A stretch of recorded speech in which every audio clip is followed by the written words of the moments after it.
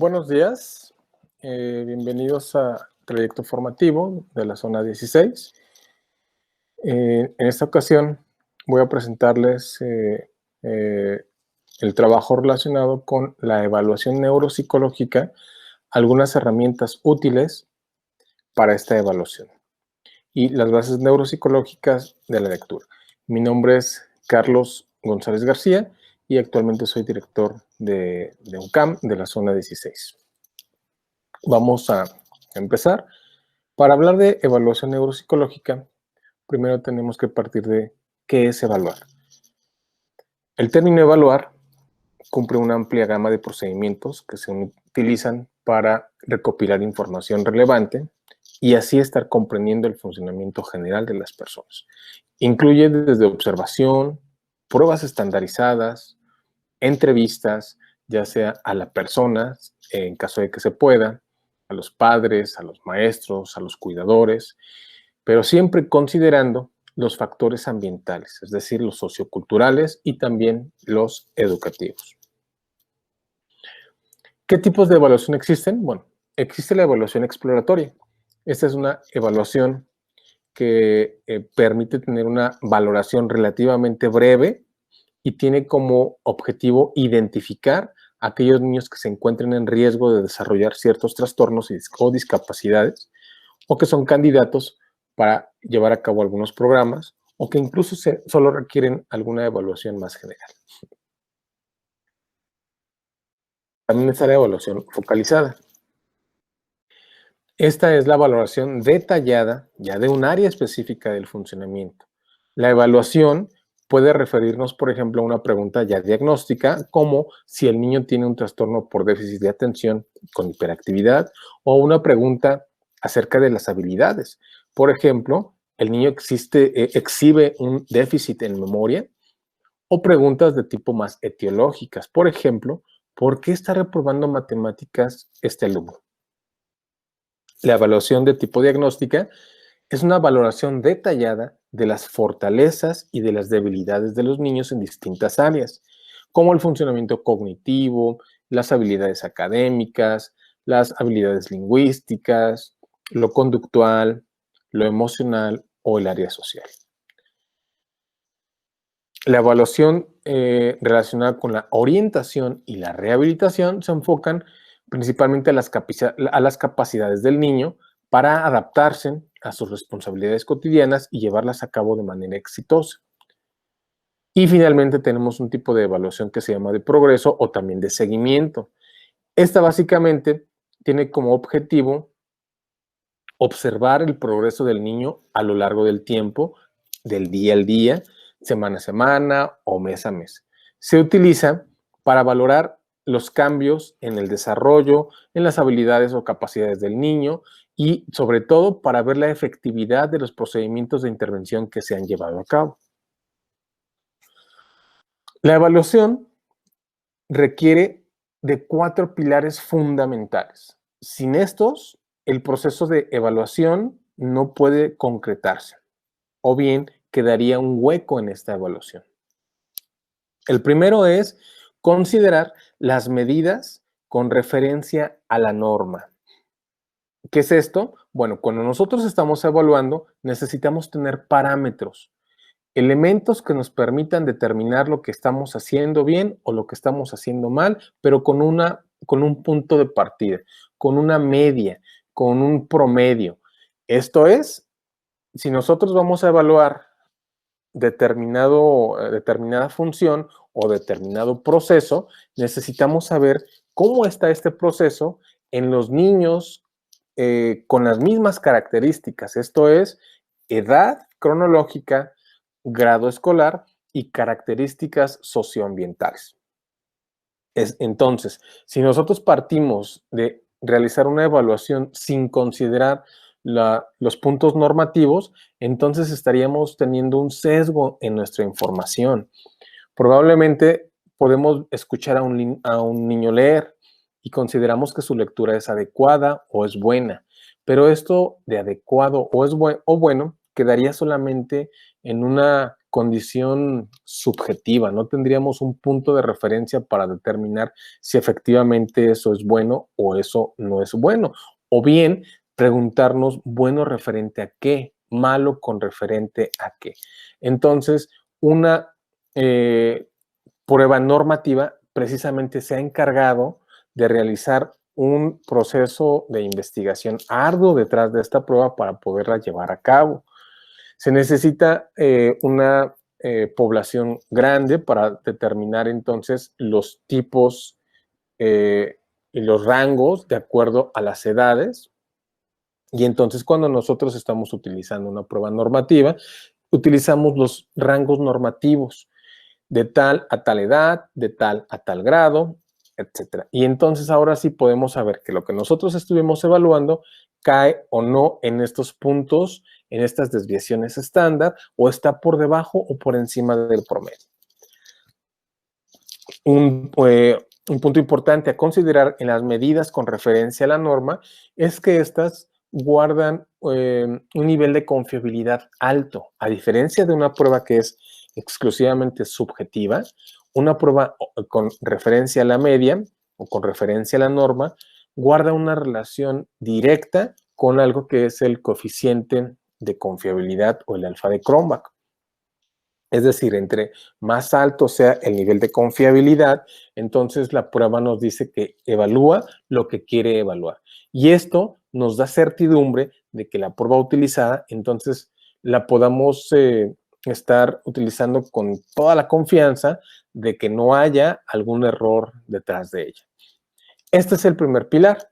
El segundo son las entrevistas. Las entrevistas que pueden ser a los maestros, que pueden ser a los padres de familia, a los cuidadores, al alumno mismo. Es decir, en la entrevista vamos a poder observar lo que a lo mejor la prueba estandarizada nos ha dicho, pero no podemos tener los elementos confiables para determinar si efectivamente lo que está sucediendo en el puntaje de la prueba tiene mucha relación con lo que nosotros estamos observando. Esto es, a lo mejor cuando estoy haciendo la entrevista, ya los papás, los familiares, nos comentan, por ejemplo, que hay algunos antecedentes heredofamiliares, a lo mejor el papá, el abuelo, el tío, la hermana, tienen características peculiares a lo que estamos nosotros trabajando. A lo mejor es una dificultad lectora, pues resulta que a lo mejor el papá ha tenido problemas de lectura durante toda la vida y que la hermana también tuvo problemas de lectura y el abuelo también problemas de lectura. Entonces ya nos está dando información que la prueba no nos está diciendo. O bien, la entrevista nos dice que nos puede arrojar una entrevista algún tipo de medicamento que la madre utilizó durante el embarazo y esto pudo tener algunas consecuencias en el desarrollo cognitivo del niño. También nos puede decir que la mamá estuvo utilizando o está utilizando un medicamento con el hijo para tratar a lo mejor el déficit de atención y entonces esto también son elementos que nosotros debemos considerar al momento de ya después realizar todo el análisis clínico de los resultados. Después tenemos las observaciones conductuales. No me basta con hablar con los familiares, los maestros y los cuidadores, no me basta con con llevar a cabo medidas con normas, sino que tengo que observar a la persona, observar al alumno cómo se comporta con los demás, cómo se comporta en el recreo, cómo se comporta en el salón de clases, cómo se comporta con este maestro y con este otro. Porque a veces se puede comportar de una forma en la clase de educación física, pero se puede comportar de otra manera en las clases en general, en su salón. Entonces necesitamos saber cómo es este contacto con los otros, estar observándolo, estar haciendo observación sin que también estemos invadiendo este espacio del alumno. Y el siguiente pilar son los procedimientos informales. Yo puedo tomar una tarea de algunas otras pruebas, de algunas otras baterías y quizá no aplicarlas como nos está indicando el manual, porque no es el fin, sino Aquí en la intención del procedimiento informal es darnos idea de cómo puede llevarlo a cabo. Por ejemplo, hay pruebas donde a partir de 3 errores se pueden descontinuar. Ya dejamos de hacer esta actividad con el niño, la siguiente la descontinuamos porque ya no lo pudo hacer, pero resulta que la siguiente sí la pudo hacer. Por supuesto, el manual nos dice que ya no tendríamos que evaluarlo, pero entonces esto me permite a mí diseñar alguna tarea que permita poder obtener mayor información acerca de lo que estamos queriendo observar. Entonces, estos serían los procedimientos informales, procedimientos que no necesariamente están estandarizados, que no necesariamente vienen de una rigurosidad metodológica, sino que puedo adaptarlos hacia tareas que a mí más me convenga para hacer una evaluación. Una vez que tengamos nuestros 4 pilares, podemos entonces decir que estamos haciendo una evaluación. Ahora bien, empezamos a realizar una evaluación de corte neuropsicológico. Pero bueno, la pregunta inmediata es, ¿qué es la neuropsicología? La neuropsicología se inscribe en el ámbito de la neurociencia y es un abordaje multidisciplinar del estudio del sistema nervioso, cuyo objetivo va a ser unificar el conocimiento de los procesos neurobiológicos y psicobiológicos.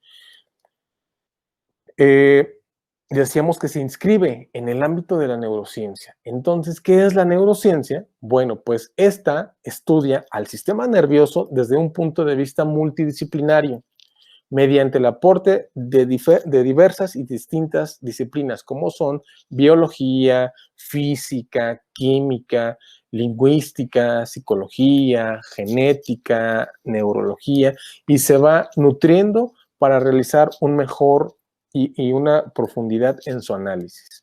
Por lo tanto, decimos que la neuropsicología es la aplicación de principios de evaluación e intervención basados en el estudio científico de la conducta humana a lo largo del periodo de una vida, a lo largo de toda la vida, en la medida en la que se relaciona con el funcionamiento normal y anormal del sistema nervioso. Entonces, aquí cuando hablamos de, del sistema nervioso y de su funcionamiento normal y anormal, nos vamos a referir a el concepto de plasticidad cerebral. ¿Qué es la plasticidad cerebral? Bueno, en condiciones o en circunstancias normales, la plasticidad cerebral del sistema nervioso es esta capacidad para que se pueda modelar la estructura y la función con arreglo de la experiencia, lo que va a dar lugar a procesos de aprendizaje. Esto es, por ejemplo, en el caso de la lectura, como ustedes ya lo pudieron revisar en lecturas previas a esta webinar, la lectura es una invención de tipo cultural. El cerebro de manera natural no está diseñado para que se aprenda o se desarrolle la lectura de manera natural. Necesitamos de los otros, necesitamos de la cultura, necesitamos de alguien que nos enseñe y no hay de otra. Nos enseñan a aprender a leer. A diferencia, por ejemplo, de caminar, que no necesitamos tanto de estas ayudas tan marcadas, o como en el caso también del lenguaje, que se desarrollan de manera natural y solamente nosotros vamos, o el adulto va a ir guiándola. En el caso de la lectura es totalmente una invención cultural. Pero gracias a esa invención cultural ha habido modificaciones en la estructura y la función cerebral, de manera que ahora ya se sabe que algunas áreas del cerebro, que lo vamos a ir viendo más adelante, van a estar muy vinculadas con los procesos lectores, ¿no? Y cómo se ha visto que en personas alfabetizadas, las características cerebrales comparadas con personas que no están alfabetizadas son diferentes. Entonces, esto es la plasticidad, es decir, es como si el cerebro fuera una plastilina y nosotros lo vamos a ir cambiando, modificando en la medida de los nuevos aprendizajes.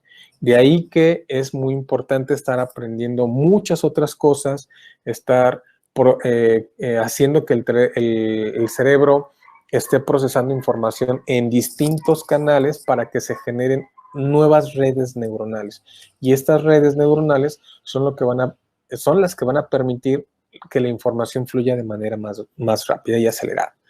Pero también existe una plasticidad cerebral que se va a dar en circunstancias de pérdida patológica. Y esta capacidad para tratar de reactualizar las potencialidades del programa genético individual mediante fenómenos de remodelado. Esto es a partir de algún evento ajeno al funcionamiento normal, es decir, una patología, el cerebro pierde alguna función, deja de procesar determinada información y ahí entran, a partir de procesos de intervención y de rehabilitación, precisamente estos conceptos de plasticidad, porque se ha encontrado que algunas áreas que han estado lesionadas, las áreas periféricas a esa lesión empiezan a realizar las funciones que esa área ya no puede hacer. Entonces se llama equipotencialidad. Entonces la plasticidad cerebral es importante tanto para un cerebro en condiciones normoevolutivas como para un cerebro cuando tiene algún tipo de alteración patológica. Una vez entendiendo que el cerebro, y me voy a regresar a esta visión de la psicología que decíamos que es la aplicación de principios de evaluación, ya veníamos observando cuáles son estos principios de evaluación e intervención, basados en el estudio científico de la conducta humana a lo largo de toda la vida, en la medida que se relaciona con el funcionamiento normal o anormal del sistema nervioso, es decir, en la medida de esta plasticidad cerebral. Una vez que identificamos que existe esta plasticidad cerebral, que tenemos que tenerla muy en cuenta al momento de hacer algún tipo de intervención pedagógica, que en este caso vamos a orientarlo mucho hacia la lectura, teniendo en cuenta que hay plasticidad cerebral, el niño puede aprender cosas que a lo mejor no había aprendido durante los primeros años, porque el cerebro sigue aprendiendo a lo largo de toda la vida.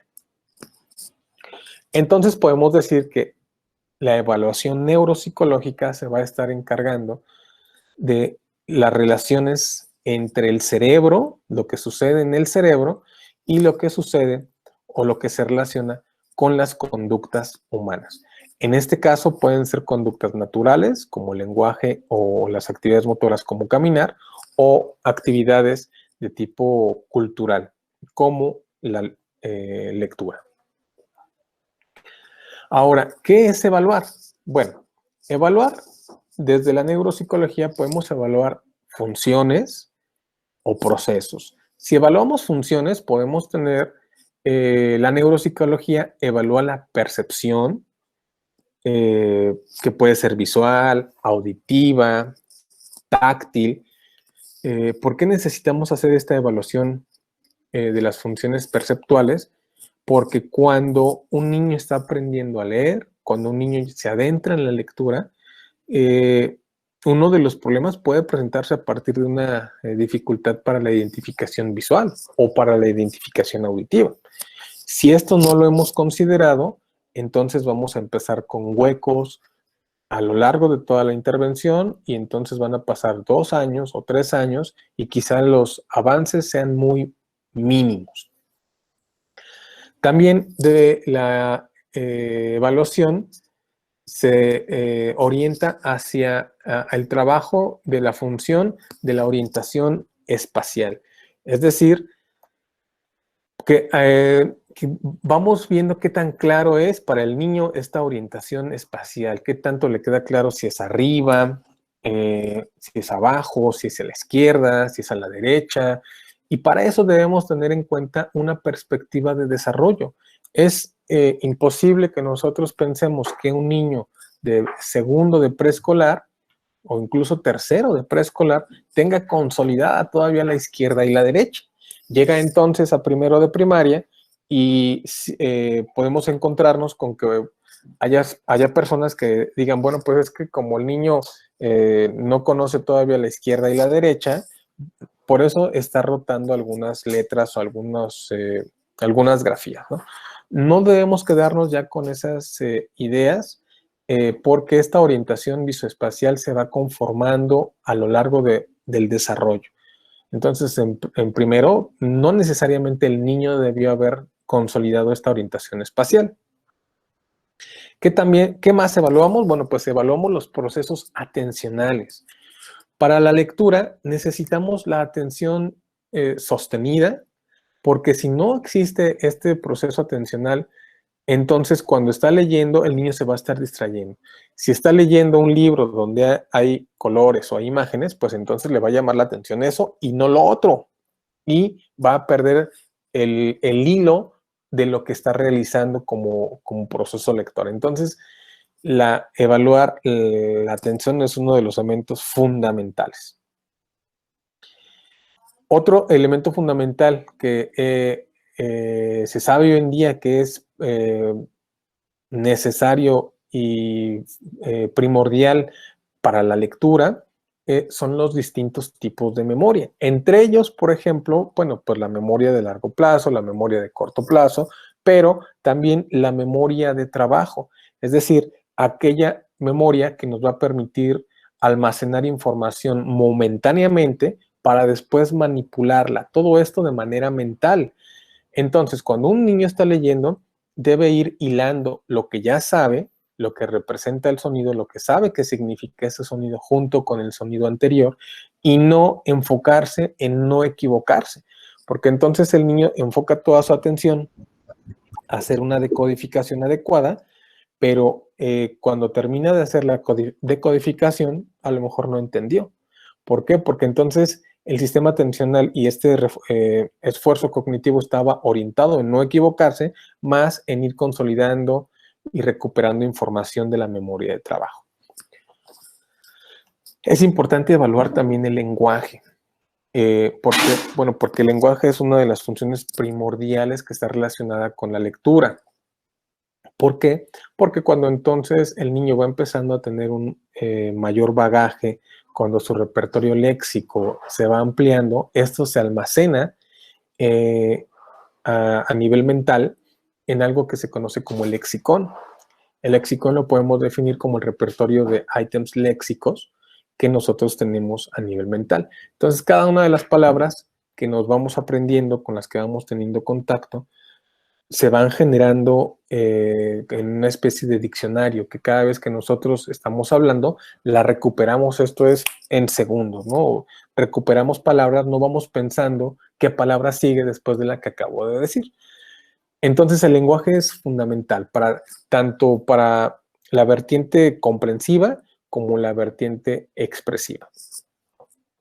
Pero también tenemos que evaluar el procesamiento de la información. Esto se refiere a cuál es la velocidad en la que se está procesando la información, porque entonces podemos tener un niño que acaba de leer correctamente y le preguntamos, ¿qué entendiste de lo que acabas de leer? O hacer una pregunta relacionada con la lectura y resulta que probablemente no la responda de manera inmediata, se quede pensando. Si nosotros no conocemos que este niño, su velocidad de procesamiento de información es diferente al ritmo de los demás, entonces quizá ya no le damos tiempo para responder y pensamos que no entendió. Quizás sí haya entendido, pero se tarda en estar respondiendo. Entonces, para esto necesitamos saber cómo está este procesamiento de la información en cada niño. Y finalmente, tenemos también que considerar en la evaluación el funcionamiento ejecutivo. ¿Qué es esto del funcionamiento ejecutivo? Bueno, pues esto se va a dar a nivel de lóbulos frontales y son estas funciones que nos van a permitir tomar decisiones cuando nosotros estamos leyendo, no irnos por otro camino, cuando nosotros estamos respondiendo a ciertas preguntas que nos hacen en una lectura, utilizar estos elementos de la memoria de trabajo, utilizar este automonitoreo para ver si lo que estamos diciendo tiene sentido con lo que acabamos de leer, etcétera, ¿no? Entonces, el funcionamiento ejecutivo tiene también mucha relación con los procesos lectores. Pero también no debemos quedarnos solamente en evaluar las funciones, sino también debemos estar evaluando los procesos, o sea, el todo. Aquí, por ejemplo, para el caso de las funciones, podemos tener de manera breve, no es la intención hablar de ello a profundidad, pero por ejemplo, debemos tener en cuenta que para evaluar procesos atencionales existen pruebas como el Trail Making Test, el test de los símbolos y dígitos, o el test audioverbal de Rey, el Neuropsy, para evaluar, por ejemplo, los sistemas o almacenamientos de memoria, tenemos también el mismo test de copia y reproducción de la figura compleja de Rey, o podemos utilizar el índice de comprensión verbal del WISC. Y pues para el lenguaje, entre otras grandes pruebas, podemos utilizar el test de asociación controlada de las palabras, el Peabody, el test de clasificación de tarjetas de Wisconsin. Para los procesos debemos tener en cuenta ya no nada más las funciones, ¿ok? Estas funciones me van a permitir llegar a los procesos. Entre todas estas funciones van a estar trabajando de manera que se genere un proceso de aprendizaje. Entonces vamos a evaluar procesos también, no solamente a partir de las funciones, sino también a partir del proceso mismo. Entonces podemos evaluar procesos de aprendizaje, procesos de escritura, procesos de matemáticas. Para la escritura podemos estar utilizando pruebas como Banetta, que es la batería neuropsicológica de los trastornos de aprendizaje, que incluye lectura, escritura, matemáticas. Podemos utilizar también la evaluación neuropsicológica 2. Para el caso de matemáticas podemos estar utilizando instrumentos como el GRAD.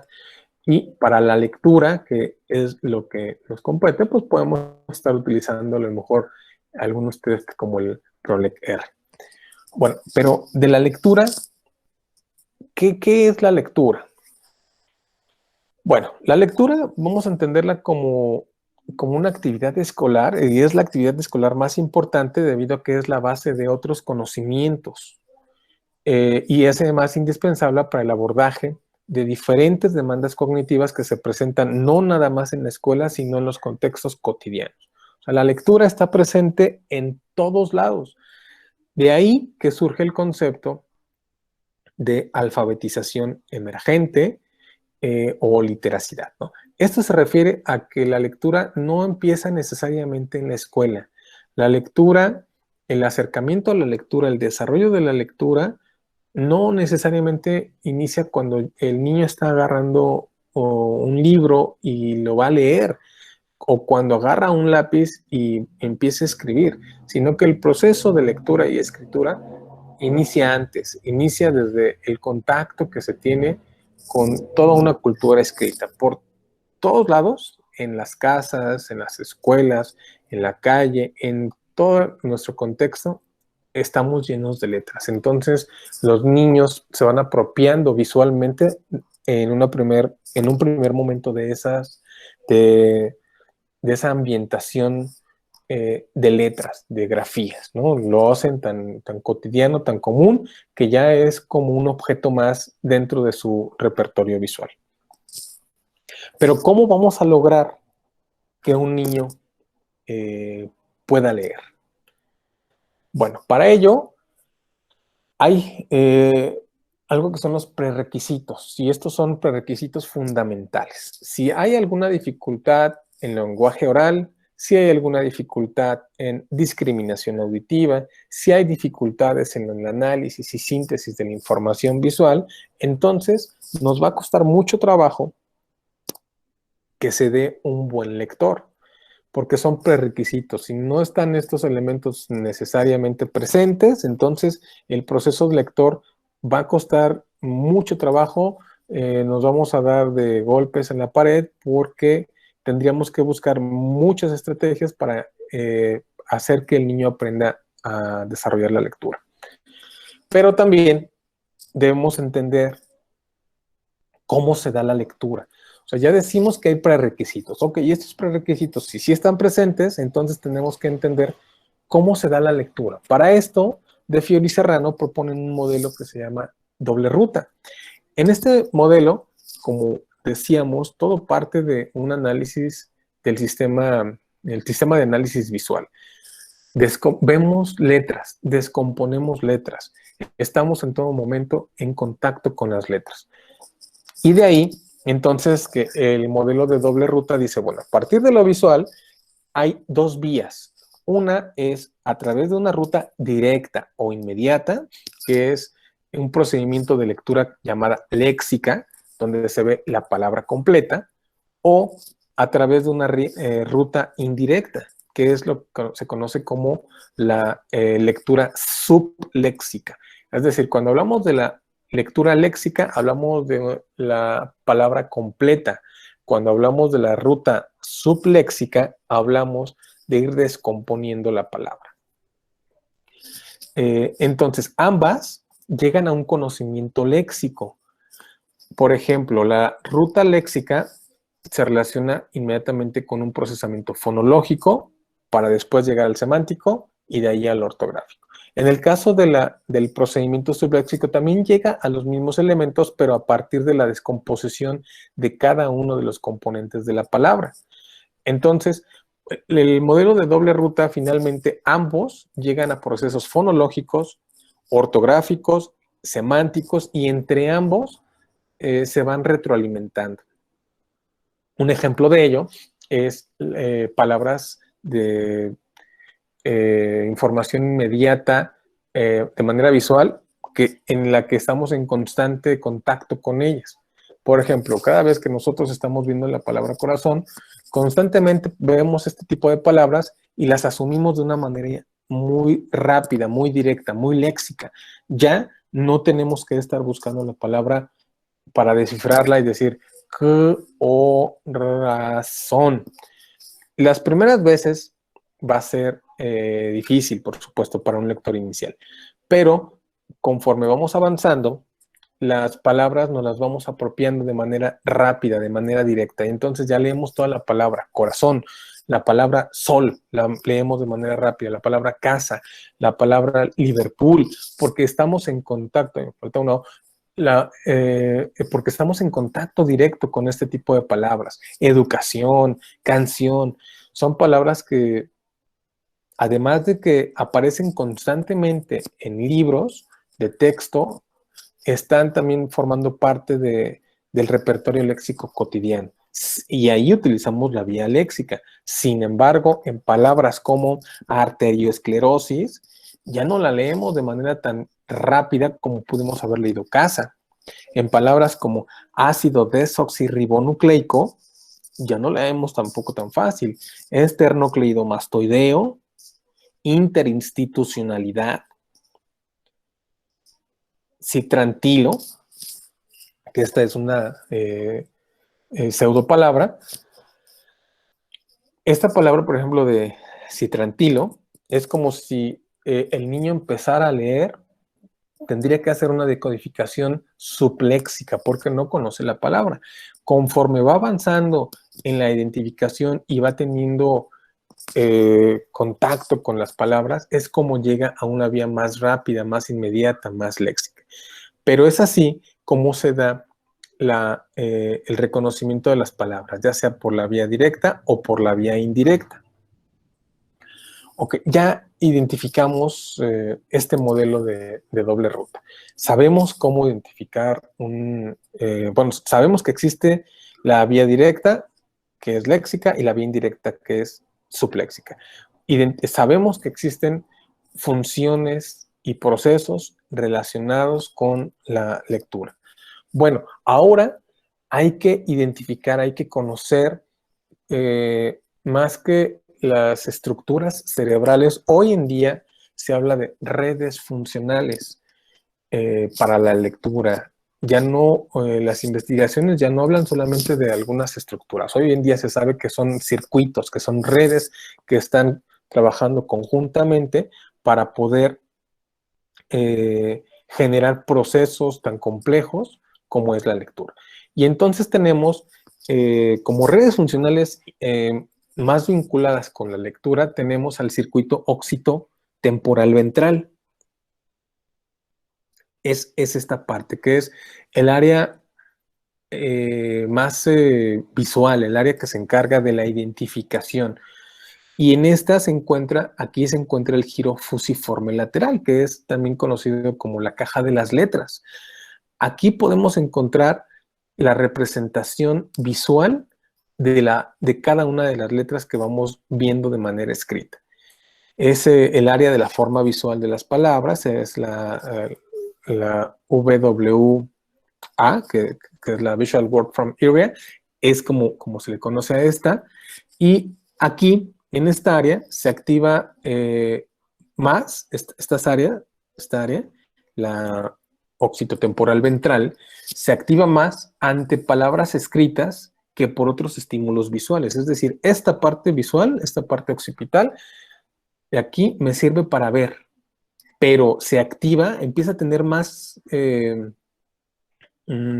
contacto, mayor funcionamiento, se empieza a encender cuando hay palabras escritas. Ahorita que nosotros estamos viendo palabras, se está activando esta área del cerebro. Cuando nosotros vemos a lo mejor un auto, una silla, lo que sea, se activan más estas áreas. Entonces, este circuito occipitotemporal ventral se activa cuando las palabras, cuando empezamos a ver palabras. Esto se conoce como la puerta de acceso, que va a conectar el procesamiento de la información visual de lo escrito y después lo va a pasar al lóbulo occipital con los mecanismos del procesamiento lingüístico en el hemisferio izquierdo. Esto se da a este nivel cada vez que nosotros estamos viendo palabras. Ahora, esta conectividad está en la región, entre esta región y otras áreas, es esencial para que se dé la decodificación lectora. Si hay alguna alteración en esta conectividad, en estas áreas, entonces cuando estemos decodificando, nos va a costar mucho trabajo o simplemente no se va a poder lograr. Por otra parte, tenemos la circunvolución angular, que en esta parte de la circunvolución angular, es la parte de atrás, y la circunvolución supramarginal, estas áreas acá arriba, arriba de esta área visual, estas van a participar en una variedad de funciones cognitivas que incluye la memoria episódica, la memoria semántica, el procesamiento visoespacial, la función conceptual del lenguaje. Y esta es la que nos va a permitir mantener una información que nosotros hemos aprendido en memoria episódica para entonces representarla, tener un significado, esta semántica. Y después entonces identificar si es para la izquierda o para la derecha, si es una B o es una D. Y así entonces darle la función conceptual.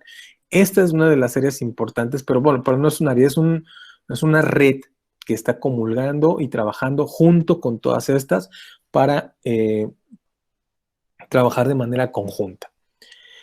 Posteriormente tenemos el pars opercularis y el pars triangularis, que son estas áreas, también conocidas como el área 44 y 45 de Brodmann, o el área de Broca, que se encargan de la articulación del lenguaje.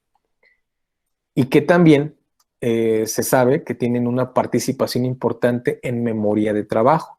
Si estas áreas no se han estimulado, si estas redes, si estos circuitos tienen alguna alteración, entonces se van a presentar problemas al momento del desarrollo de la lectura. A nivel anatómico, la vía directa que va a permitir el acceso directo al significado de las palabras podría estar sustentada por las conexiones ventrales, es decir, de la parte de aquí, de la región occipitotemporal ventral, que es esta occipitotemporal ventral, y el lóbulo temporal anterior, a partir de este fascículo longitudinal inferior y bueno, con esta vía del fascículo longitudinal inferior y el lóbulo temporal anterior. O sea, esta que es LTA, viene de aquí la información, se conjuga a este lóbulo, o ese fascículo, y después de ahí se conecta con el área 44 y 45, que se conecta con el pars triangularis, para que nosotros podamos, lo que nosotros acabamos de escribir o de leer, lo estemos representando aquí.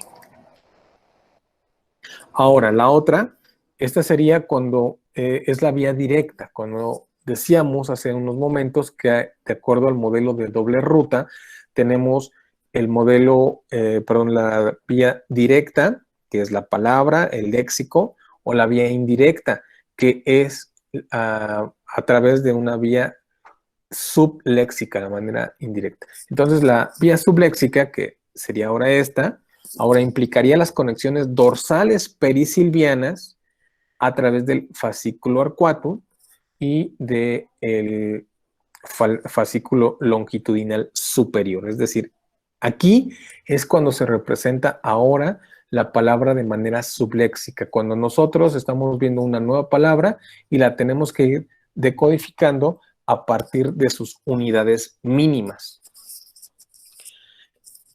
Esta es, de alguna forma, esta explicación de cómo a través de esta vía subléxica podemos estar leyendo pseudopalabras y además reclutaría los procesos fonético-articulatorios propios de esta vía dorsal, pero no de la ventral, ¿no? Entonces son procesos que pueden estar trabajando a la par ya cuando un lector es experto. Al principio empezamos por una vía que cuesta más trabajo y posteriormente vamos a estar utilizando ambos circuitos de una red funcional de la lectura. Ahora, ¿por qué algunos niños presentan dificultad para aprender a estar leyendo? Bueno, pues las causas pueden ser variables y el nivel de compromiso que muestra el niño va a estar dependiendo de factores tales como el desarrollo neurológico, que debemos tenerlo en cuenta, los métodos de enseñanza, porque podemos tener un niño sin ninguna dificultad, sin ninguna alteración cognitiva ni neurológica, pero con un método de enseñanza que no es el favorecedor. También va a depender de ese ambiente alfabetizador en el que se esté encontrando, qué tanto se está promoviendo la lectura en casa, qué tantos libros hay en casa, qué tanto estamos nosotros como adultos invitando a que el niño esté leyendo. Y también de estas ayudas que se les van a estar brindando para corregir estas dificultades, ya sea por una alteración propia del funcionamiento del sistema nervioso, como puede ser una alteración genética como una trisomía 21. Entonces, las ayudas deben ser diferentes a un niño que a lo mejor está dentro de los parámetros evaluados a partir de la capacidad intelectual total, pero que aún así no ha aprendido a leer. Entonces, con cada uno de los diferentes niños y de sus diferentes etiologías, tendríamos que buscar el camino correcto y el camino adecuado. No siempre hay fórmulas, hay elementos generales que nos van a permitir partir de algo y entonces una de las ventajas es que al conocer los procesos de lectura, podemos estar haciendo modificaciones en la medida en la que vayamos viendo algunos avances o no del mismo. Y Carlos, sí. Perdón, hasta aquí pudiéramos hacer una pequeña pausita para leer dos preguntas del chat. Sí, adelante. Bueno, una es la doctora Maribel, si puedes apoyarnos a ver cómo es que los test oficiales WIPSI y WIS, que son con los que contamos para evaluar neuropsicológicamente, nos pueden apoyar en esto. Y si nos ayudas a ver la relación de lo que nos aportan con este proceso de la lectura y escritura, ¿cómo sería para la interpretación? De tal manera que la evaluación sirviera posteriormente para la propuesta de trabajo. Muy bien. Bueno, respondiendo a esta pregunta de cómo utilizar la evaluación neuropsicológica a partir del WIPSI y del WISC, bueno, partir del principio, pues que el WIPSI y el WISC pertenecen a las escalas Wechsler y que no son propiamente una evaluación neuropsicológica. nos van a dar una capacidad intelectual total, pero no una evaluación neuropsicológica como tal. El WIPSI o el WISC, o incluso si estamos, por ejemplo, trabajando con adultos que tienen alguna otra alteración y que se podría estar utilizando el WISE, nos van a estar arrojando 12 subpruebas, son subdominios, y esos subdominios los podemos estar aterrizando en índices. En el caso, por ejemplo, de la lectura, nos puede estar ayudando el índice de complejidad, el índice de procesamiento, el índice de memoria de trabajo. Son índices, el índice de comprensión verbal y el índice de memoria de trabajo nos van a estar ayudando en gran medida, porque entonces la memoria de trabajo es una de las áreas fundamentales para la lectura y para el análisis neuropsicológico, y que se ha encontrado en los años recientes que los niños que tienen una dificultad lectora también están muy relacionados con dificultades en memoria de trabajo. ¿Cómo podemos hacer un ejercicio rápido para no estar evaluando a lo mejor de manera general y ahondar a lo mejor en una evaluación como un WIPSI o un WISC, porque son pruebas largas? A lo mejor para la memoria de trabajo podemos hacer ejercicios muy sencillos. Si nosotros, es como si hiciéramos primero un barrido, un screening, primero hacer un filtro. Si este filtro lo pasa, pues entonces a lo mejor ya no requerimos de esta evaluación tan completa. Si no lo pasa, entonces ya estaríamos sospechando de algunas otras alteraciones. Entonces, por ejemplo, en el caso de la memoria de trabajo, podríamos hacer ejercicios donde a un niño, quizás no, y estamos hablando, por ejemplo, de un niño que tiene dificultades lectoras, no le vamos a preguntar que nos lea algo que no sabe. Sin embargo, sí le podemos preguntar acerca de colores, acerca de objetos, acerca de caricaturas, acerca de animales, etcétera, y le podemos dar, si yo, por ejemplo, le digo que me repita, a lo mejor le digo, repíteme unos números después de que yo los diga, y le digo 5, 8, 2, 1. A lo mejor me los puede repetir, pero eso no es la memoria de trabajo. La memoria de trabajo, eso sería a lo mejor memoria a corto plazo, y podemos ir aumentando 5, 8, 2, 1, 4, y me lo va repitiendo. Entonces, en memoria de largo plazo, perdón, de corto plazo, está conservada. Lo que tendríamos que hacer es entonces evaluar cómo está esta memoria de trabajo y decir, quiero que me repitas los siguientes números, pero en orden inverso. Y si yo te digo 5, 2, tú me dices 2, 5. Y entonces vamos aumentando los niveles de complejidad, y yo le digo al niño, le digo, a ver, te voy a dar estos números, 5, 8, 2, 1. Y vamos viendo hasta dónde nos los puede repetir de manera inversa. El niño tendría que estar repitiendo 1, 2, 8, 5, ¿no? Si al niño le cuesta trabajo o no lo puede recuperar, entonces nos está hablando de algo que puede estar afectando en este procesamiento de memoria de trabajo.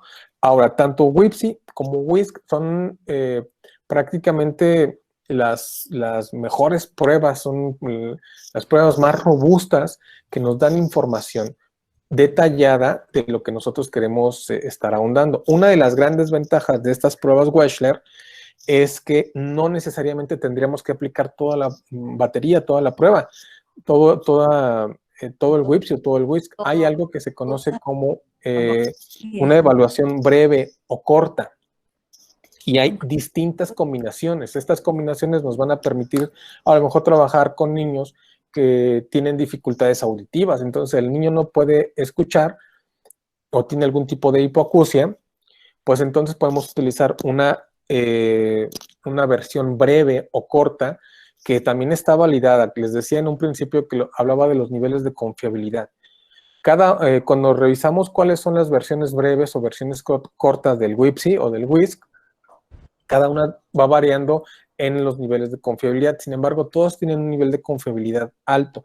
Va a depender de las habilidades que tiene o no el niño para utilizar determinada prueba corta. Ok. Bueno, creo que ya hablaste un poquito acerca de esto. Elizabeth Sandoval dice, ¿cuáles pruebas nos recomiendas para evaluar neuropsicológicamente? Y Maribel Paniagua, ¿nos puedes ayudar con algunas pautas para detectar problemas en la ruta léxica y algunas pautas para detectar problemas en la ruta subléxica? Sí, por ejemplo, para la primera pregunta, lo más adecuado, como les decía, es siempre estar buscando instrumentos estandarizados y que estén validados para la población que queremos estar evaluando. Y con eso me regreso un poquito al WISC. El WISC, ahorita en su versión 4, ya está la versión 5, pero en la versión 4 está estandarizada para población mexicana. Aún no ha salido la estandarización para la población mexicana de la versión 5. De ahí que todavía muchas personas prefieran seguir utilizando la versión 4, a pesar de que hay grandes mejoras en el 5, pero es para población en España y para otros lugares, que todavía sabemos que las diferencias culturales marcan una pauta al momento de hacer una evaluación de la capacidad intelectual total. Entonces, en el caso de las pruebas neuropsicológicas estandarizadas en México, está la prueba Banetta, que es la batería neuropsicológica de los trastornos del aprendizaje, en donde se evalúa lectura, escritura, matemáticas y con distintas funciones, a lo mejor a partir de pseudopalabras, de no palabras, de ortografía, de inferencias, de comprensión lectora. Son 41 dominios que evalúa la Banetta. Y en el caso, y la otra prueba también que se puede estar utilizando para población mexicana es la evaluación neuropsicológica infantil en su versión 2. La primera, la Banetta, es una prueba de la doctora Guillermina Núñez, que es elaborado en la UNAM, y esta segunda prueba, la evaluación neuropsicológica infantil, los autores son mexicanos también, es la doctora Esmeralda Matute de Guadalajara y la doctora Feggy Ostrowski de la UNAM. Entonces, estas son las dos grandes pruebas que podríamos estar utilizando porque son pruebas estandarizadas a nivel neuropsicológico para población mexicana. Ok, gracias. Bueno, ¿se tienen esas evaluaciones en la zona? Doctora, ¿nos puede apoyar con las evaluaciones que se tienen desde la supervisión o en los centros, por favor? Sí, tenemos el WISI y el WIS en la versión 4. Tenemos la prueba de Rey. Tenemos Conners. Voy a gritarles desde allá para decírselas, porque tenemos, bueno, todas las pruebas que tienen que ver con la evaluación de los alumnos sobresalientes, que es la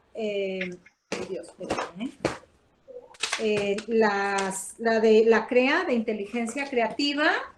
De esa tenemos como 3 o 4 tantos para cuando se les ofrezca. Y tenemos, aquí les enseño también, tenemos las SAGES 1 y SAGES 2 y 3. La de padres, la de maestros y la del alumno. Creo que es lo que tenemos. La BASC, perdón, también tenemos la BASC. Y tenemos todas las pruebas que nos compartió la doctora Valadez, que es una serie de pruebas muy larga. Vamos a hacerles un índice y con mucho gusto se las compartimos. Están en electrónico, pero son las que usa el laboratorio de psicología. Creo que eso es lo que tenemos, pero las que usa el laboratorio de psicología, pues es un puñononón. Les platico así rapidito lo que hay. Déjenme.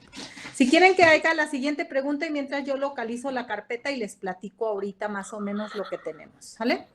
Sí, Paula pregunta, por ejemplo, ¿en dónde puedo checar estas combinaciones y simplificaciones validadas con baremos de Wechsler? Y si estos baremos están validados para población mexicana. Puede ser que en la carpeta que usted está revisando haya algo sobre eso. Otra pregunta que quizá va a estar relacionada con las diapositivas siguientes del psicólogo Carlos. Es de la maestra Gabriela Cerda. ¿Cuál es la recomendación cuando hay fallas o lesiones en cualquiera de estas áreas? al estar trabajando la enseñanza de lectoescritura. No sé si sea del contenido de las diapositivas. Sí, mira, si quieres la primera, ¿dónde podemos encontrar las versiones breves? Se encuentran en el manual técnico del WISC. Y qué hacer para el trabajo con la identificación con algún tipo de lesión. Bueno, pues aquí lo primero que tenemos que hacer para esta identificación es obviamente estar acudiendo con algún especialista, con algún neurólogo infantil, con algún neuropediatra, con algún psiquiatra, que nos, de acuerdo, digo, a la etiología de la alteración, para que entonces podamos ahondar en el trabajo conjunto a nivel pedagógico. Si nosotros solamente nos quedamos con una visión sesgada, porque recordemos, no existe una prueba que evalúe la estructura. No hay ninguna prueba que me diga la estructura frontal va a estar alterada, la estructura parietal va a estar, porque cuando hablamos de estructuras, hablamos de la materialización de la corteza cerebral.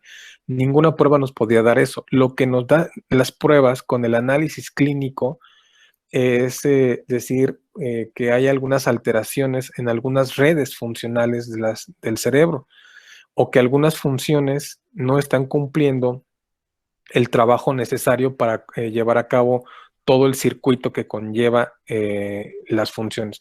Entonces, vamos a evaluar funciones y vamos a evaluar procesos, pero estructuras difícilmente no hay. La estructura ni siquiera con las imágenes de resonancia magnética, ni con los trabajos grandiosos de imaginería, no podemos saber, a menos que ya haya una intervención quirúrgica, pues entonces es como nos damos cuenta que hay una alteración a nivel de estructura, ¿no? O a menos que el daño sea evidente, como algún traumatismo craneoencefálico. Entonces, una vez que identificamos alguna dificultad relacionada con las redes funcionales de los circuitos en este caso, por ejemplo, de la lectura, habría que ir buscando algunas estrategias ad hoc para ellas y para cada una es diferente. Por ejemplo, si yo veo que al niño, me voy a regresar un poquito a la lámina, si yo veo, por ejemplo, que a un niño le cuesta trabajo estar identificando las palabras, o sea, yo le pongo una palabra y se la pongo con la imagen para que después él la pueda parear y veo que al niño le cuesta trabajo. Esto no tiene tanto que ver con que el niño tenga discapacidad intelectual o que tenga alguna otra alteración o trastorno, sino que tiene que ver con que en esta área, esa Visual Word From Area, aquí el niño no puede estar identificando visualmente. El niño puede ver, pero cuando ve una palabra, cuando ve letras, no se está activando esta caja de palabras, esta área visual no se está activando, y aquí entonces tendríamos que hacer nuevamente algunas tareas que entonces permitan concluir que ahí hay algún tipo de alteración. Y cuando nosotros lo hemos confirmado a través de distintas tareas y con distintos métodos, entonces podemos ir sugiriendo la canalización o la intervención de otros apoyos y de otros especialistas, entonces que nos puedan confirmar qué está sucediendo en esta área y si efectivamente estamos viendo o se corrobora lo que nosotros estamos viendo. Rapidito, nada más antes de que terminemos, pedirles que registren su nombre y el centro o de dónde vienen, de dónde nos acompañan, por favor. Y les platico las pruebas que tenemos disponibles en electrónico que nos compartió el Laboratorio de Psicología SBAS 1, 2 y 3, BASC, PATEL, CEG, CEMARS, comunicación, algunas de comunicación, la CONERS, la CPT, la CREA, la EDA con H, la ENI, la Figura Humana y Familia, IDEA para autismo, el ITPA que nos compartió la maestra que nos dio el curso, el PIC integrado, el PIJ, la PLON-R, que es de lenguaje, la Prolec R y Raven, Sages y Crea, TAEC, TALE, Torrance, WIPSI, WIS4. Y ya. Adelante. Ok, gracias. Bueno, a partir del repertorio que existe en la zona, ahora lo que tendríamos que hacer Compartí a todos los psicólogos, pero nadie entró. Es confirmar que estas pruebas sigan siendo vigentes para lo que se está evaluando. Por ejemplo, veo que ya tenemos en la zona la ENI, ahora habría que confirmar que esté la ENI2 porque ya trae una nueva forma de calificación e incluye otras tareas. Por ejemplo, una de las, y antes de entrar a la parte de las pruebas, hay una prueba que también acaban de mencionar, la doctora, que es el ITPA, que efectivamente es para lenguaje. Sin embargo, esa es una prueba que a partir de los años 60 empezó a utilizarse, a partir del finales de los 60, principios de los 70, fue ya una prueba muy criticada porque no contaba con un sustento teórico que avalara el trabajo, y además no es una prueba de lenguaje, sino más bien es una prueba de aptitudes psicolingüísticas. Entonces tendríamos que ir revisando que efectivamente las pruebas estén validadas, y lo que en psicometría se utiliza mucho es revisar los índices de confiabilidad que la prueba nos esté arrojando. Si la prueba no tiene un índice de confiabilidad que también se conoce como el alfa de Cronbach, si no lo tiene, entonces es una prueba que no nos estaría dando mucha información, nos estaría ayudando probablemente para darnos idea de algunas tareas que podríamos hacer en el trabajo del día a día, y que incluso lo podríamos adaptar para elaborar cuadernillos, pero no podríamos quedarnos con la idea de que los resultados sean confiables. Bueno, esa sería nada más esta parte acerca de las pruebas. Voy a tratar de hablar un poquito precisamente de ello porque ya nos queda poco tiempo. Bueno, me voy a ir a esta, que es lo que nos compete es un poquito la lectura. Entonces, estos son los instrumentos de evaluación de lectura para población hispanohablante. Tenemos la prueba de el TALE, que es el test de análisis de la lectoescritura, que es de Toro y de Serva, es de España, del 95. La PPL, que es la prueba experimental prelectora de Bravo Valdivieso, de Chile, del 97. También está la prueba evaluación de la comprensión lectora, la ECL, que es de la Cruz, de España, 1999. La evaluación de los procesos de lectores, PROLEC SE, que es de Salvador Cruz, de Cuetos y de Aguillón, y es una colaboración de España y México. Tenemos también el test para la detección de la dislexia en niños, de España y México, de Nicholson y de Fawcett, del 2003. Del 2004 está la batería para estimar y predecir la automaticidad inicial de la lectura en niños de educación parvularia, de Chile, de Muñoz y Pizarro. Tenemos también el test de lectura y escritura en español, la prueba LEE, que es de Silvia de Fior, de Gautier, de Fonseca, de Aldrey, Jiménez, Graciela y Serrano, del 2006. Y también está la prueba de reconocimiento automático de palabras, que es de Orellano y de Fitzgerald. Estas son pruebas que nos van a dar una ayuda. Hay algunas pruebas que ya están diseñadas también con población mexicana y que nos permiten entonces identificar lo que está pasando en nuestro contexto. Algunas herramientas de detección de las dificultades en el aprendizaje escolar, tendríamos, por ejemplo, la prueba de ProLeer. Este es un escrutinio de los predictores de lectura, está realizado por Matute y González. Este es un escrutinio que nos permite identificar si hay dificultades lectoras y entonces trabajar en estas dificultades. Es un escrutinio que tiene la ventaja de aplicarse de manera grupal y de manera individual. Evalúa 6 tareas, que es el pareamiento de pseudopalabras, el pareamiento de no palabras, la sílaba tónica, el pareamiento de los antónimos, el pareamiento de los sinónimos, y evalúa también ortografía. Se puede llevar a cabo en alrededor de máximo 10 minutos, y es una prueba, como decía, una de las bondades es que puede ser individual o puede ser colectiva. Tenemos la prueba ENI2, en este caso hay un subdominio que específicamente es de lectura y en esta se evalúan las sílabas, las palabras, las no palabras, las oraciones, el texto en voz alta, que es la velocidad, la precisión, la comprensión, también el texto saliente, que es la velocidad, la comprensión, y también se evalúan algunas habilidades metalingüísticas como conciencia fonológica y otras. Esta nos puede estar ayudando también porque no tendríamos que aplicar toda la evaluación, sino solamente, como decía, hay tipos de evaluación, entonces cuando sabemos dónde está la dificultad, porque todos lo hemos identificado, entonces evaluamos directamente el proceso. Y la otra batería, que es la VANETA, la batería neuropsicológica de evaluación de los trastornos del aprendizaje, esta consta de 41 pruebas, es muy amplia. Evaluamos atención, procesamiento fonológico, repetición, comprensión, gramática, lectura, dictado, aritmética, percepción, memoria, velocidad y coordinación motora, las terognosias, la grafatesia. Entonces, evalúan todos los elementos que están relacionados con la lectura y la escritura. Tenemos también la prueba Neuropsy.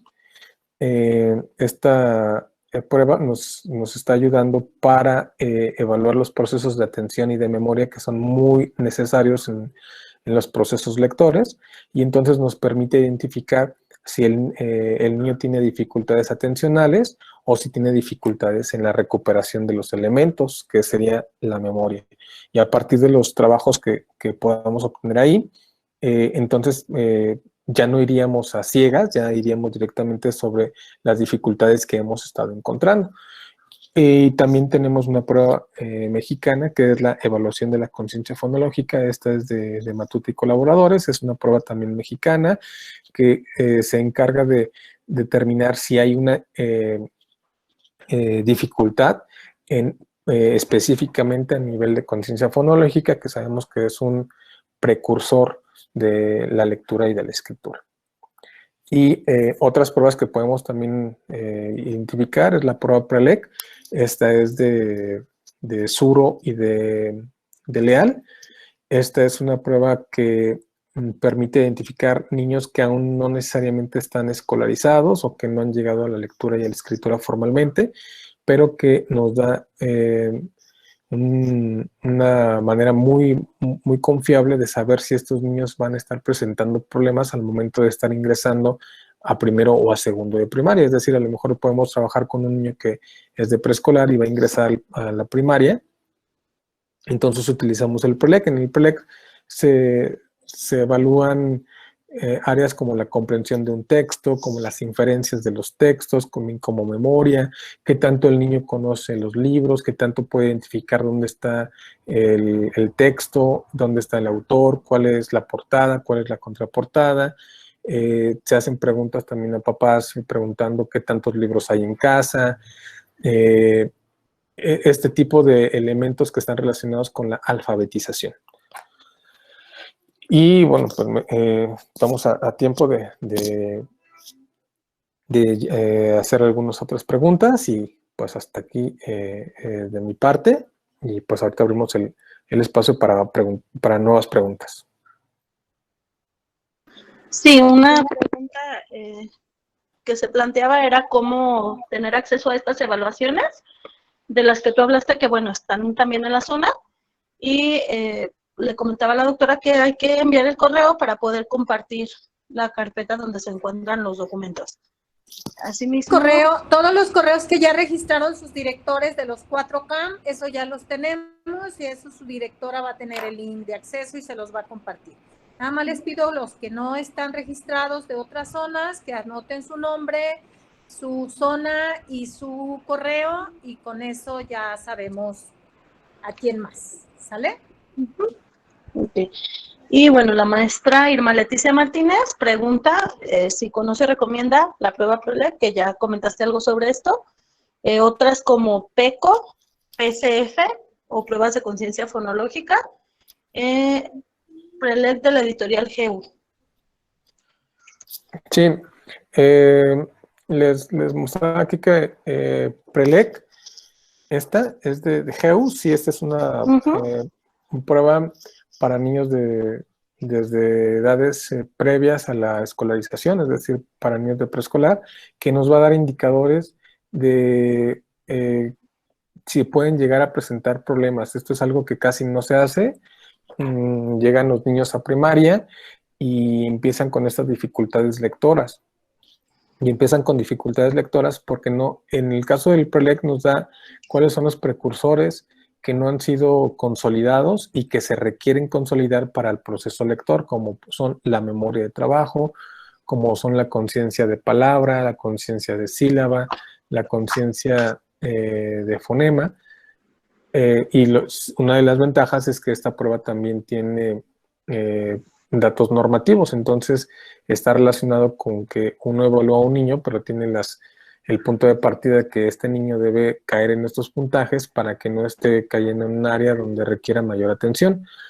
Esta es una prueba normativa y nos ayuda a identificar los problemas que se puedan presentar y si ya se están presentando, en dónde se están presentando. Básicamente nos dice si hay dificultades en los precursores de la lectura. Y de la PROLEC decían, bueno, esta es una prueba española que nos ayuda a la identificación de las dificultades de lectura o bien en su versión de escritura. Y también nos puede ayudar mucho porque una de lo que hacemos, por ejemplo, con la lectura y la escritura, es que no necesariamente debemos tener una confiabilidad para la población mexicana, ya que nos da idea acerca de los procesos que se están presentando digamos, en el desarrollo de cualquier niño o niña con la lectura. Entonces, estas pruebas que decíamos, que puede ser el PROLEC, el PPS incluso, son pruebas que también nos van a estar ayudando para identificar conciencia fonológica, para identificar alteraciones en lectura y escritura. Y el PROLEC. PRELEC.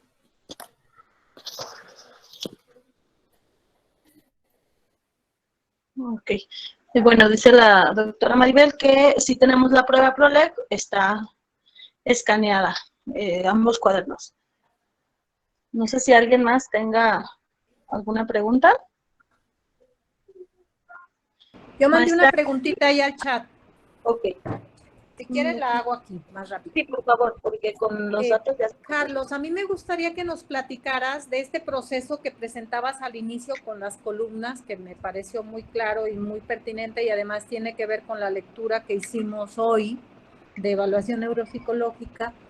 ¿Cómo nos recomiendas iniciar en los casos de los CAM que tenemos niños que tú conoces, que son con discapacidades severas, que requieren ajustes altamente significativos? ¿Cómo nos recomiendas de esos 4 procesos iniciar la evaluación neuropsicológica y qué recomendaciones específicas nos darías a los psicólogos, a los maestros de comunicación y a los maestros de grupo con respecto a la evaluación para la lectura? Okay. En el caso, por ejemplo, de niños con dificultades como un tipo de autismo, como algún síndrome de Down, como epilepsia, discapacidad intelectual, como esta diversidad funcional que atienden los centros de atención múltiple, llevar a cabo una evaluación con una prueba normativa resulta complicado porque no hay una prueba normativa específicamente para evaluar, por ejemplo, a un niño con síndrome de Down, por ejemplo, ¿no? Porque una prueba normativa requeriría estar trabajando con una población amplia. De lo contrario, entonces, los datos son sesgados. Entonces, lo que se hace o lo que se podría hacer es una adaptación de la evaluación neuropsicológica a partir de tareas. Y a partir de las tareas, entonces, digamos, en el caso de la evaluación neuropsicológica, para un niño normoevolutivo, tendríamos que hacer una evaluación para identificar qué está pasando con los procesos lectores. Es decir, este niño no presenta una alteración evidente neurológica, no hay una alteración motora, no hay malformaciones físicas. Pareciera que todo está bien y el niño puede llevar a cabo los procesos de lectura, pero no los lleva a cabo. Entonces es ahí cuando los maestros y los especialistas se preguntan qué está pasando con este niño, y la evaluación neuropsicológica nos da información que de manera inmediata no la tenemos. Entonces ya podemos ahondar en cómo es los procesos de memoria, de atención, de percepción, de discriminación auditiva, de orientación espacial, cómo se encuentra el funcionamiento ejecutivo, etcétera. En el caso de los niños con, por ejemplo, con síndrome de Down, bueno, pues es evidente que hay una dificultad del lenguaje, tanto escrita como comprensiva, de pronto tanto comprensiva como oral, ¿no?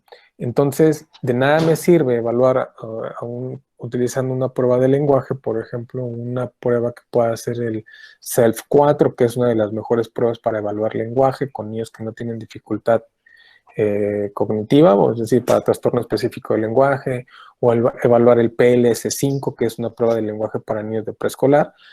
De nada me serviría utilizarlos porque por supuesto que sé de entrada que va a salir mal en muchas de las áreas.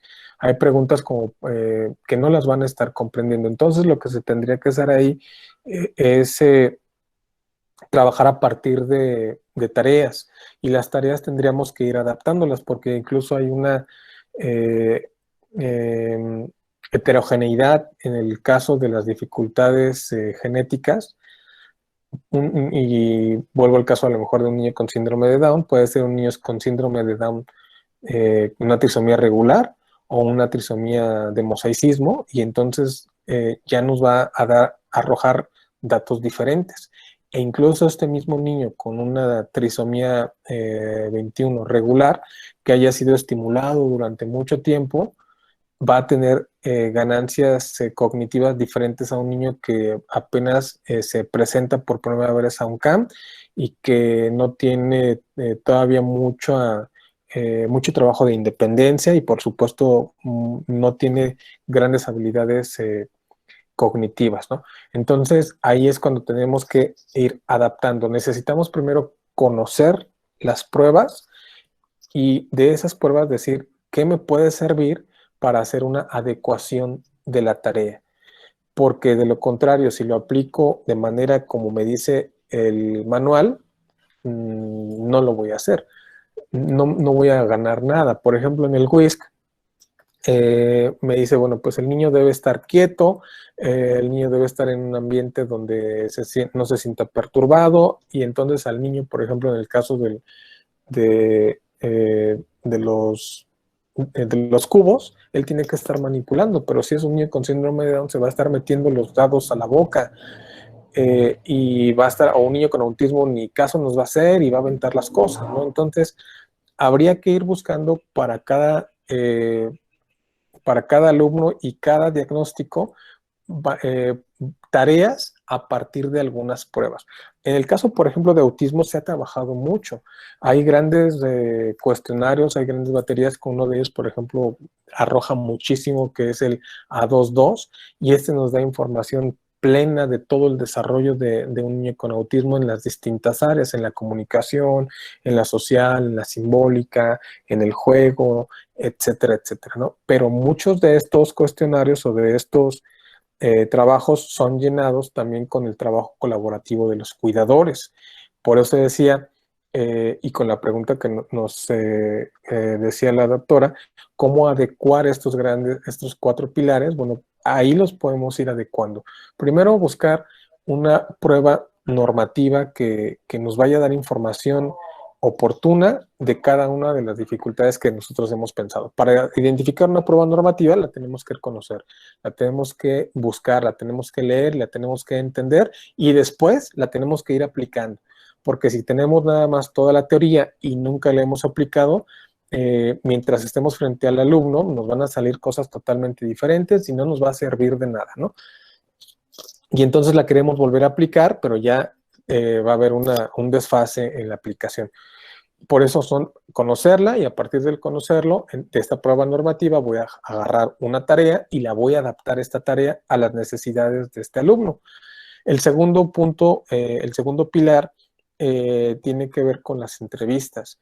Si yo nada más hago el trabajo de la prueba y nunca tuve contacto con los papás, nunca tuve contacto con los cuidadores, con los maestros, con los compañeros, con la gente que ha estado relacionada con el alumno, entonces mi visión se va también a quedar corta.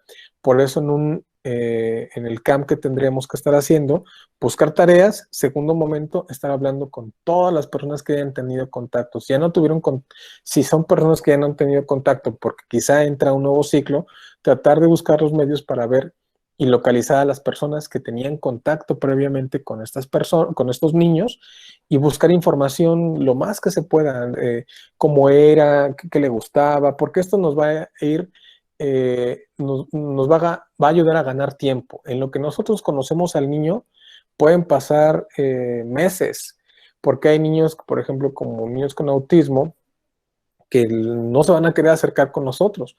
Y quizá, y recordemos que los niños con autismo tardan un tiempo en esta adaptación social de uno a uno. Entonces, si ya el ciclo anterior estuvo trabajando con una persona y esta persona, este maestro, este especialista, pudo haber sido muy empático, partir también de, por supuesto, un tiempo dedicado a ello, entonces preguntarle qué le gusta, qué color no me llevo ese día para que no se vaya a enojar, a lo mejor no le gusta el color rojo, yo me llevé ese día un suéter rojo, no sé, ese tipo de cosas tenemos que platicarlos con los profesores, con los especialistas y con la gente en general que tiene contacto con él. Entonces esa sería la segunda parte, que es la de las entrevistas. El tercer pilar que está relacionado al contexto, o que yo ya lo evalué al niño en CAM, ya hablé con los maestros y con los papás, ahora de todo eso, voy a ver si es cierto cuando está en el recreo, voy a ver si es cierto eso que me dicen cuando está en el salón de clases, voy a ver si es cierto cuando está conviviendo con los otros, ¿no? Esta es la observación en cada contexto. También es válido, por ejemplo, en el caso de los lugares que se pueda, que son lugares más pequeños, que no son tan urbanizados, donde no hay tanta gente, a lo mejor también es pedir información a los familiares acerca de cómo es cuando va a la tienda, cómo es cuando va a comprar algo junto con los papás, con quién sale, con quién no sale, qué le gusta hacer, es decir, tener todo lo que podamos saber y tenerlo anotado en nuestra bitácora para que no se nos vaya perdiendo, porque si no, entonces tanta información se nos va. Y finalmente, la evaluación informal, que en el caso de niños de educación especial, la evaluación informal es uno de los pilares más fuertes y más sólidos, porque no tenemos las pruebas normativas, ¿no? Y entonces nos regresamos como que entre el pilar 1 y el pilar 4 a hacer las adaptaciones para crear tareas informales, pero que son propias de lo que nosotros queremos estar evaluando.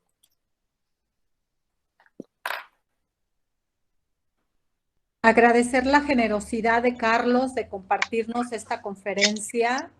Agradecer a todos los que se conectaron a nuestro webinar, comentarles que nuestro siguiente webinar es el 18 de septiembre y nos lo van a coordinar la psicóloga Paula Contreras y Ana Lilia Tobar, y tiene que ver con sistemas alternativos de comunicación, cómo hacerlos congeniar con la enseñanza de la lectura del sí y el no, a la comunicación para el aprendizaje. Es un titulito largo, pero tiene que ver con algunas necesidades importantes en educación especial, con el acceso, sobre todo de los más vulnerables. Entonces, pues agradecer muchísimo, muchísimo a Carlos, porque sé que esto tuvo que ver con tiempo, mucho tiempo extra de preparación y de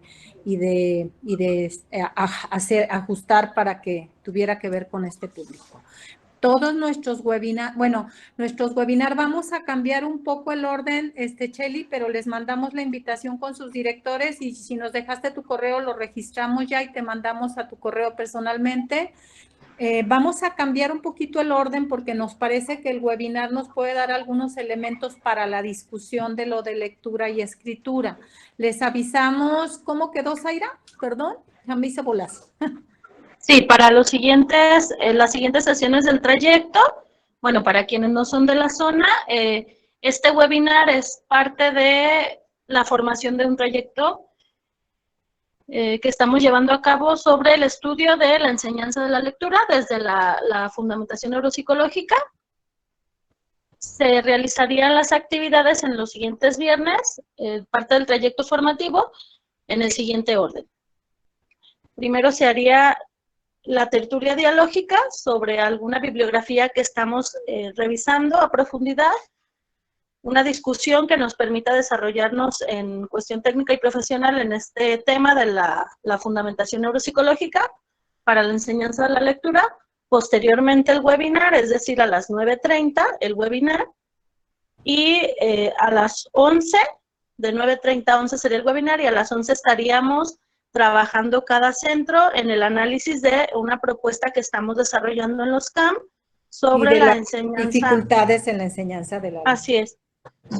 Con la enseñanza fonética, una propuesta fonética, fónico-fonética con diseño universal para el aprendizaje que estamos poniendo pues en pilotaje este ciclo escolar en nuestros CAM a partir de las bases neuropsicológicas para la enseñanza de la lectura. Y bueno, la idea es poder estar retroalimentando a través del estudio de la bibliografía, del webinar, retroalimentar la implementación que estamos haciendo a partir de los retos y de las dificultades que vamos enfrentando en el día a día con el trabajo.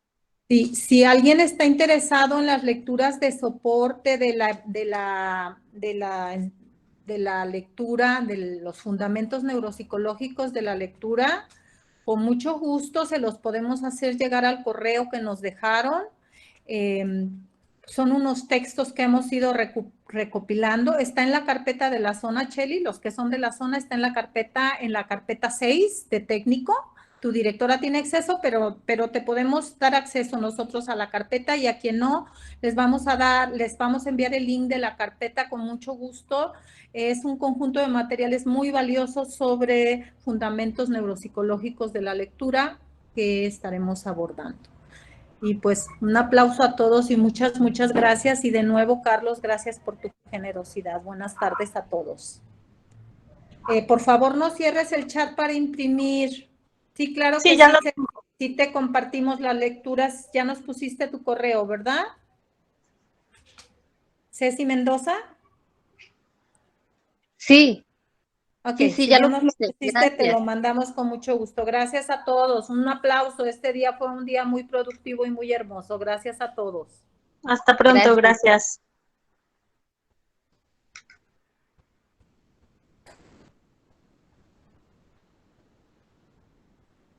¿Vamos a tener trabajito de eso? Sí, en la tarde, ¿verdad, Vera? María, te preguntaba. Parece la maestra Lavero, nunca les avisa nada. No, sí. En eso Ah, quedamos. gracias. Zaira, hay Mande. una opción ahí que tú abriste este grupo para imprimir todo lo del chat. Sí, Chécala por ahí, ¿sí? ya lo puse en un Word, todo. Ok, ahí Bueno, nos está los mandando últimos no, pero María mejor lo voy a Guadalupe copiar otra vez. abre Ajá. su correo, ok. Sí, ahorita que ya haya, pues que estén todos los mensajitos, puedo esperarme para poder copiar todos y que Sí, no muy se me bien. escape ningún correo. Muchas gracias. Elizabeth, ¿de dónde nos acompañas? Sandoval. Hola, buenos días. Buenas tardes ya. Yo los acompaño de la USAIR Zapopan 20, de la zona 1 estatal. Muchas gracias. Pues Gracias. aquí nos veremos en la siguiente, el 18 de septiembre. Hasta Con luego. gusto. Gracias. Gracias.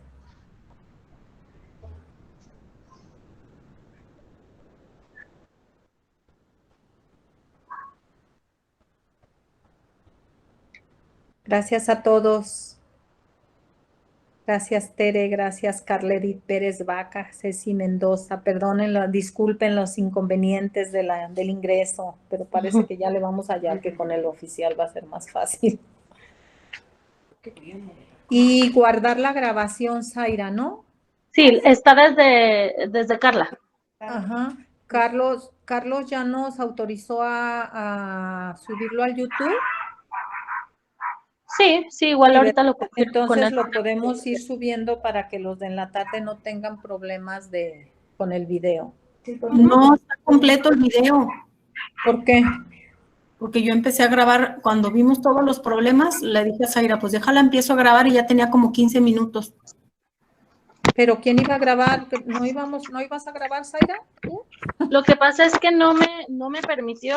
No sé qué pasó con la Con la Bueno, aplicación pues lo que haya, ni manera. en mi celular. No sé si se alcanzaron a dar cuenta. Sí, por eso. Ese. A lo mejor no subirlo a YouTube, nada más que nos Sí. comparten el enlace de la grabación. En Sí, yo estoy pensando que tal vez muchas de las dificultades, Zaira, que hubo de conectarse es que no sé si tenga que ver, pero de cómo está la conexión del que está coordinando el grupo. No, ¿No? ¿No sí tiene lo que- pensé, fue lo primero que pensé. Solo yo estoy usando el internet y luego dije la computadora. Estuvo muy extraño porque yo entré desde mi celular y desde allí no hay institucional. Es mi correo personal. Y me permitió con el link del PDF. Incluso lo hice para confirmar que del PDF se pudiera, desde antes de las 11. Y luego ingresé con la cuenta de la computadora de Jalisco Edu Sí, y tampoco estuvo como muy... para explicarles cómo se la dinámica. ¿Quieres ya dejar de grabar, Carla? Ya dejé de grabar. A mí me dice todavía grabando. Ah, pues yo le puse dejar de grabar y dice grabando. Entonces alguien que no es Carla está grabando. Tal vez si estás grabando tú, Zaira, checa. No, Ah, sí, ya. ya. Pero ¿a Sí, dónde? yo, ¿sabe qué pensé? Que creo que tiene que ver también con que las personas ingresamos al mismo horario. Ah, Zaira. Yo incluso hice esto de conectarme desde los dos equipos por si me pedía autorización, estarla dando para que anexaran, pues estuvieran accesando, y tampoco. Entonces yo Sí, creo que en esta ocasión los del Jean Piaget se supone que entraron los que iban a poder entrar, pero pues sí es importante que garanticemos esa parte, ¿no? sí, Lo checas, Carlita, y cómo para subirlo al YouTube, ¿sí sabes subirlo Dice tú, que Carlita? la grabación se va a guardar en la unidad de Google Drive de Zaira Barbosa. O sea, en cuanto le dé de tener que grabar ahí contigo. Ahí está bien. en la